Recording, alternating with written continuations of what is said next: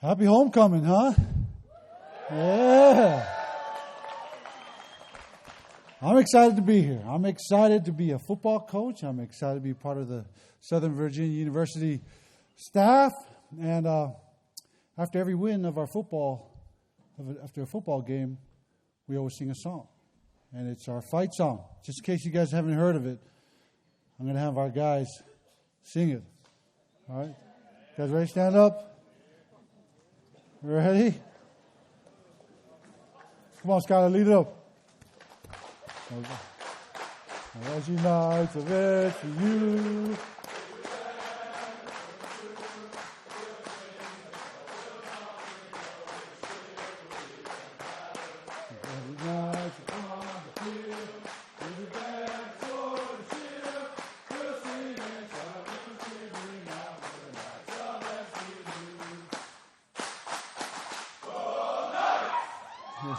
Yeah. So, that is our fight song. It has words like chivalry and valor. I'm going to chivalry you to death on the football field. But it's kind of like one of those things, It's like if you have a firstborn baby and the baby looks kind of weird. And it's like, well, I'm going to love you anyways. All right? And we're going to prop you up. And that's like that. And I love singing. I think as a football coach, as a player, anytime we won, when I was playing for University of Arizona, if we won, we went to the locker room and we sang our fight song. And that was a good thing. I think that way you don't have to hear us singing all the time.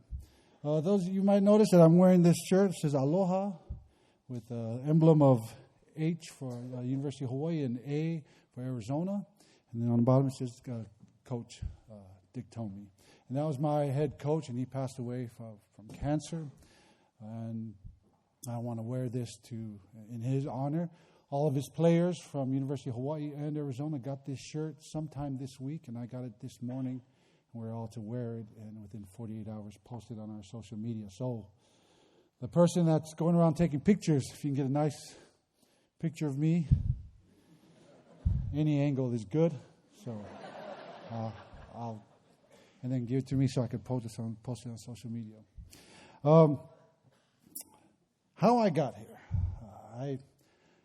I played at University of Arizona. I also played at Ricks College for those of us old people.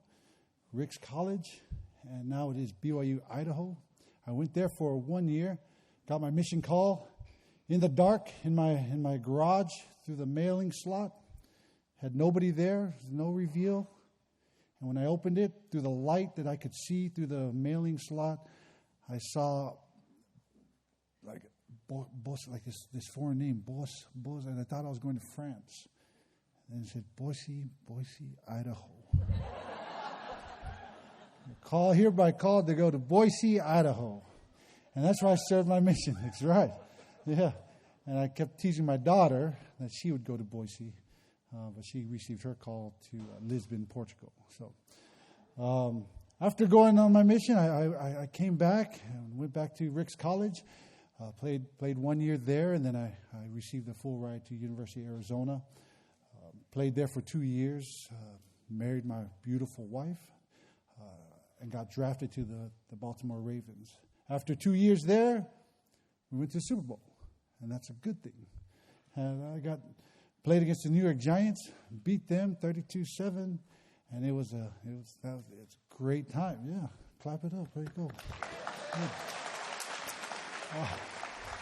After I played in the NFL, I got my Super Bowl then, and I also went to Detroit Lions, where I lost every game in the season, 0-16. Yes, that's hard to do. It's harder to go 0-16 than it is to win the Super Bowl. So it was So when the Cleveland Browns went 0-16, I was happy because misery loves company, right? And they went 0-16, but that was a tough thing for me to do. So I've been on top of the mountain and in the bottom of a cave, in a hole under a rock, down deep. So after that, I decided to coach a little bit of high school, and I kind of stepped away. We what do you call it? unplugged. I moved my family to Samoa, and we were there for about 3 years, and then we came back here. You notice I didn't say that I graduated from college, but my whole goal was to get to the NFL. But even after that, I was like, I'm going to graduate from college, but I'll do it before my daughter graduates from high school, my oldest. So at least that by then I could tell her that, yeah, you got to go to college because your dad graduated from college, even though it's 20 years later. And it kind of brings me to this point where I'm at right now. After I went to Samoa for 3 years, we came back, and I was student coaching at Southern Utah University. And after doing that for 1 year, the staff got split up. Our head coach went to BYU, and I had a crossroads. Now, I hadn't graduated yet, but I was taking a couple of classes. And the head coach for Southern Utah, which is a good friend of mine, went to be the assistant head coach at BYU. His name is Ed Lamb. And he had asked me if I wanted to come up there and maybe do some graduate assistant work. Well, there goes the name, graduate assistant. I had to graduate first, and I didn't have my degree. I knew I was close. I knew that and I called up, Rick's College or BYU Idaho. I was like, how many more credits do I need? You need one more credit. You need one more credit. I said, one more credit. I said, okay, find me the 1 credit class. They didn't have 1 credit. I had to take like a 3 credit class to require my 1 credit to go ahead and start working at a Division I place. In between this transition, I kind of sent a Facebook text to a friend of mine that was coming here anyways as a coach.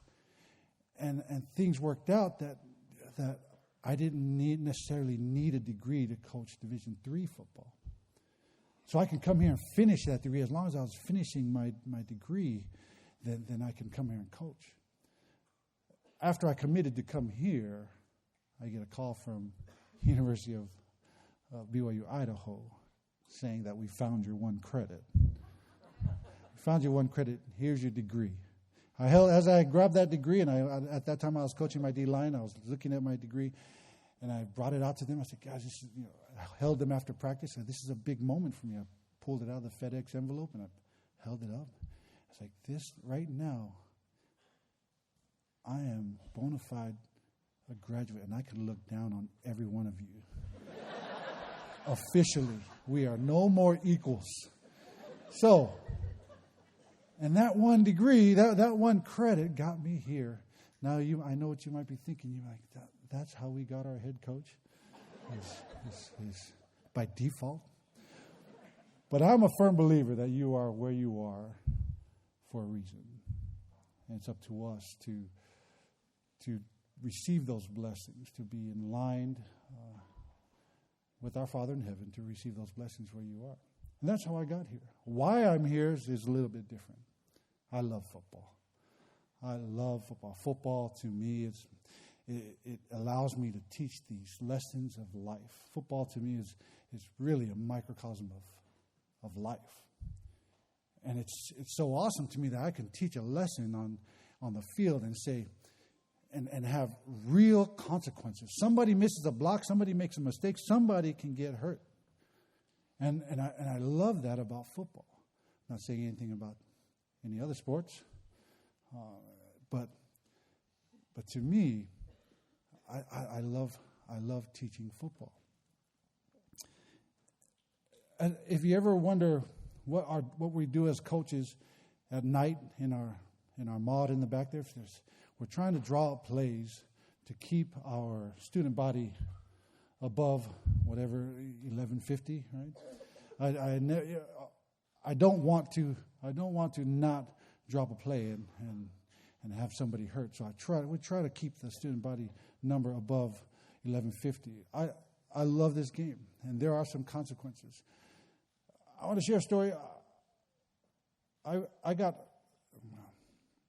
want to share my first time I really got hit hard on the football field.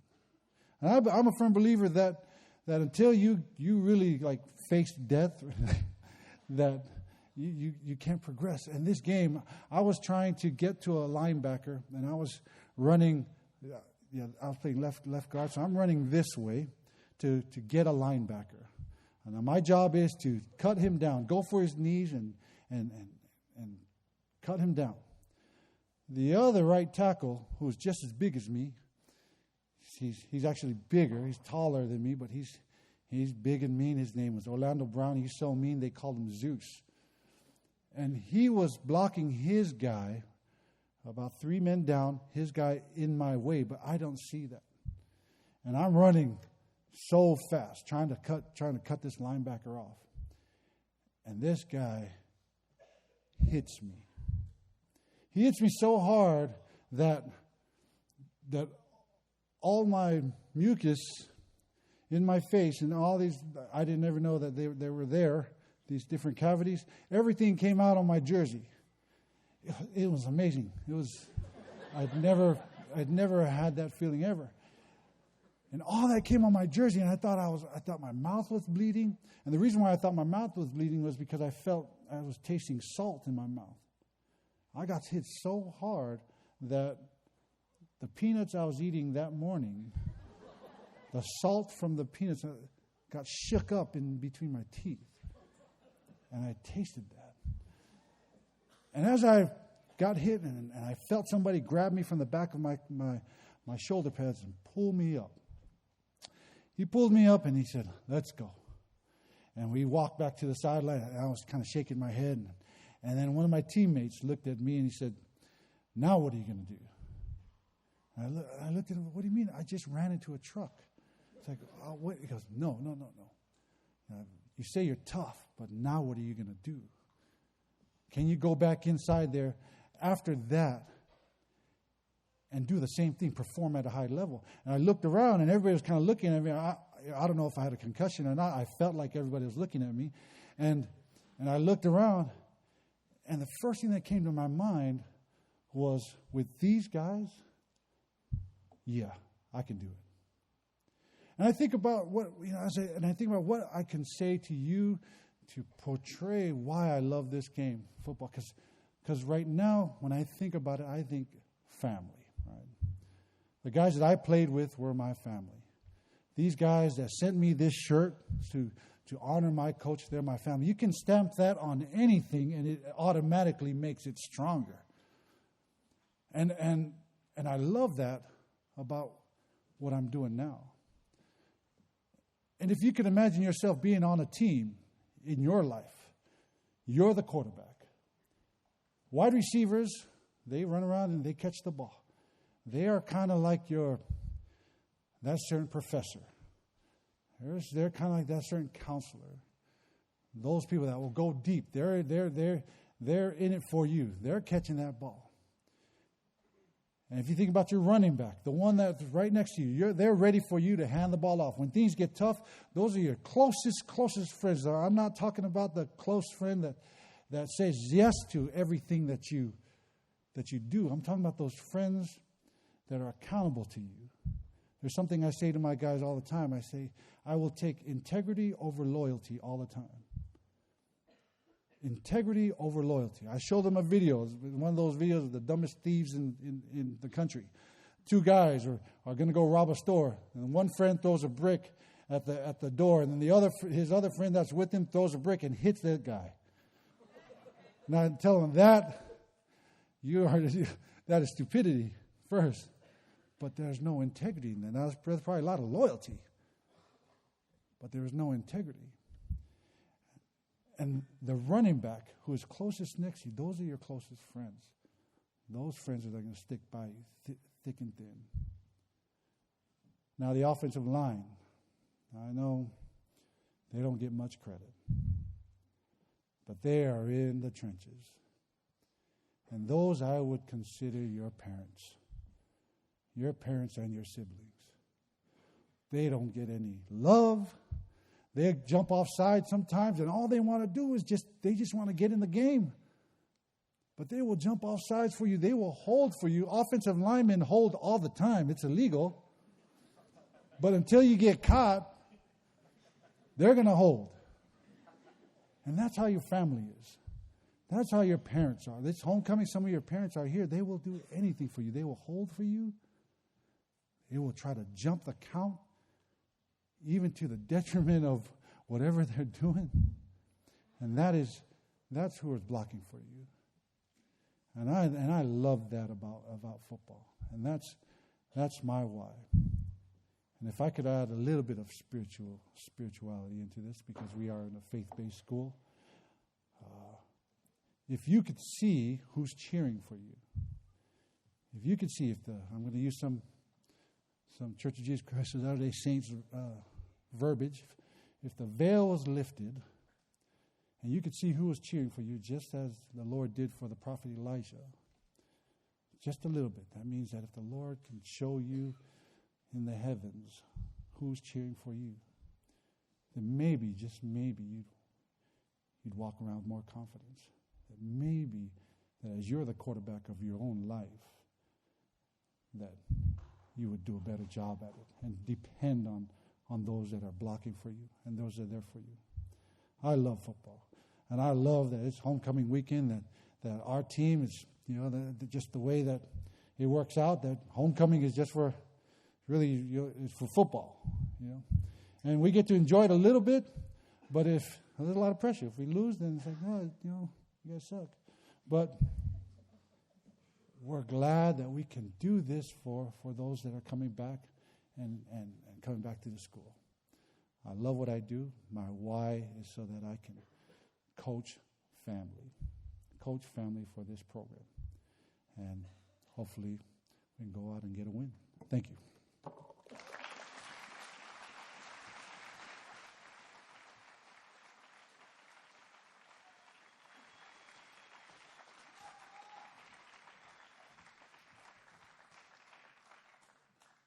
It's kind of hard to follow a Super Bowl champ.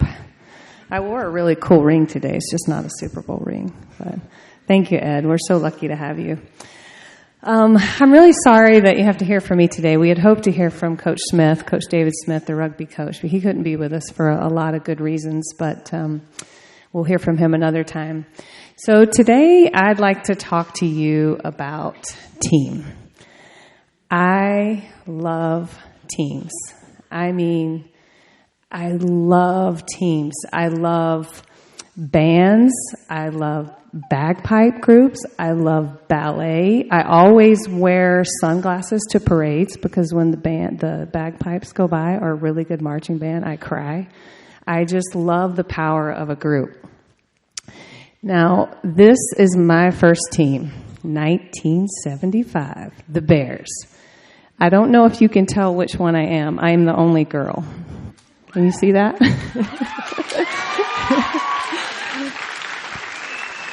So this was my very first team. Now, there's some funny things going on in this picture. Number one, do you think that middle guy is the guy that Ralphie beat up in A Christmas Story? I think it's that guy. I don't remember his name. What was his name? Someone know? Sparkus, yeah. And number two, our coach had coach on his shirt, just in case we forgot. That was the coach. Number three, that was my really good friend, Tony. And then, of course, I'm the kid who can't even keep their eyes open because it was so bright. Now, I want you to notice something about my cleats right there. So do you see Tony's cleats and my cleats? We had the same cleats. I wanted those cleats so bad. Those were O.J. Simpson orange juice cleats. I wanted them so bad that I could only get one pair of shoes that year, and I wore those cleats to school every day. So my mom was like, "You really want those? Okay, you're wearing those to school." But I was so excited to be on this team. I would be the first one to practice. I would be the last one to leave. I would run to practice. I felt like I belonged. I mean, can I repeat that I was the stringy-haired little girl that wore cleats to school? So I was not the most popular kid.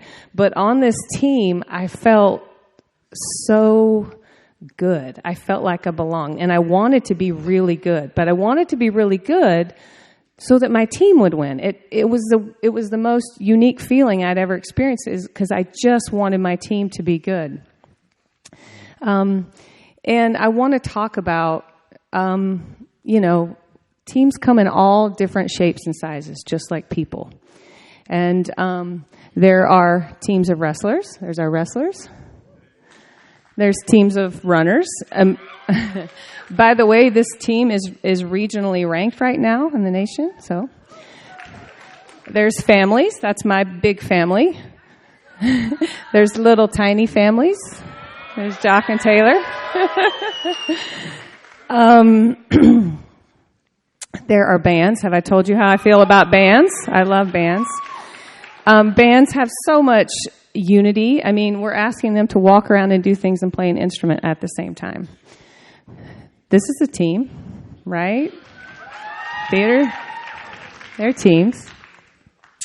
And I can't imagine what it must be like. I mean, I haven't been in a play since 5th grade when I was in Alvin and Theodore. I was one of the little chipmunks in a play. And but the pressure and the camaraderie and the unity that it takes to be in a play, I so much respect. There's a team. I'm going to be on that team. Let us not forget how selfless Iron Man was in the end. I love Iron Man. So if you haven't seen it by now. This team, this is Southern Sim Women's Basketball 1910. That is main hall right there. Okay, this is dedication to a team. They had to play in skirts. Where's my girls' basketball team? Raise your hand.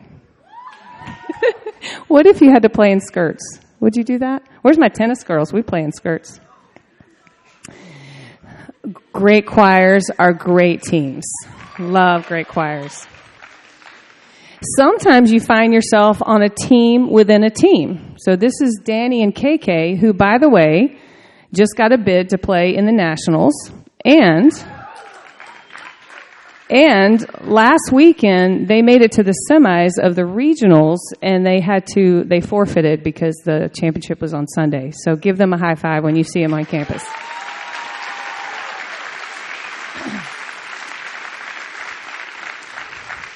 But you do find yourself on a team within a team sometimes. Sometimes you're on the offense, sometimes you're on the defense, sometimes you're soprano, sometimes you're alto. That's part of the dynamic of being in a team. Let us not forget the pups. Pups can be on a team.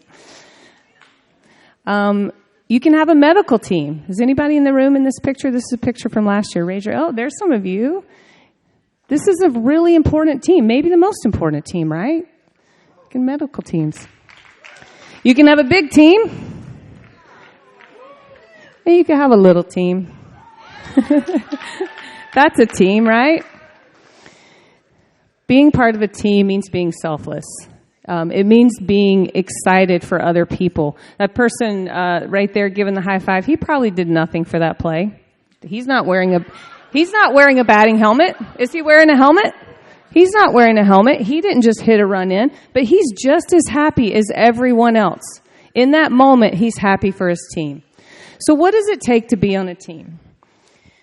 So one of the first things that we need to do to be good teammates is to learn acceptance.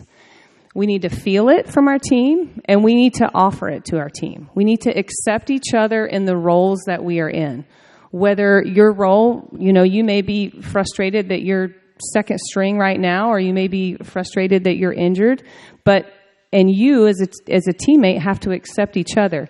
I think that was a huge part of how I felt as a 7-year-old on that team, was like I just felt so accepted to be on the Bears. It is a really beautiful thing for a team when we totally accept each other for who we are and where we are at our skill level, where we are at our talent level. Unity. Being unified is a marker of an incredible team.